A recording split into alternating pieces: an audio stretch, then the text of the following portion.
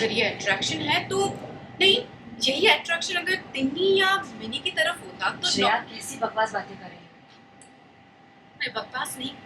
मैं बकवास बातें नहीं कर रही हूँ।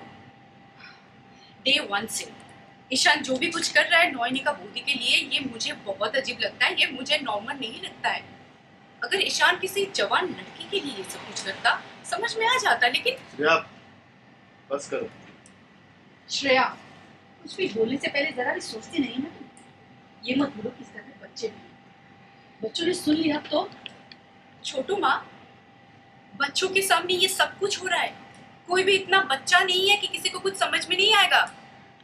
और घर के बच्चों की इतनी फिक्र होती ना तो उनके सामने ये सब कुछ नहीं होना चाहिए था। श्रेया तुम मेरी बेइज्जती कर रही हो और कुछ नहीं बोलती, आप मुझे गलत समझ रही है। मैं आपकी बेइज्जती नहीं कर रही हूँ, मैं उस लड़के के बारे में बात कर रही हूँ, मैं ईशान के बारे में बात कर रही हूँ। ईशान बहुत डेस्परेट हो रहा है। श्रेया ये सारी बातें फादर बोलते हैं हमें भी ये सब करना बहुत बुरा लग रहा है। असल में ये सब ना देखने वाले की सोच के ऊपर डिपेंड होता है। हमारे दिमाग में तो ऐसा कभी कुछ आता ही नहीं है। हाय गोपाल, समझी जी, न्योनिका हमारी बहू है और उसे इस घर में बहू की तरह ही रहना चाहिए। सिर्फ किसी लड़के के कहने पर ये उसका घर देखने चली गई, उसके साथ घूमती रही और फिर उसे इस घर में भी बुला लिया।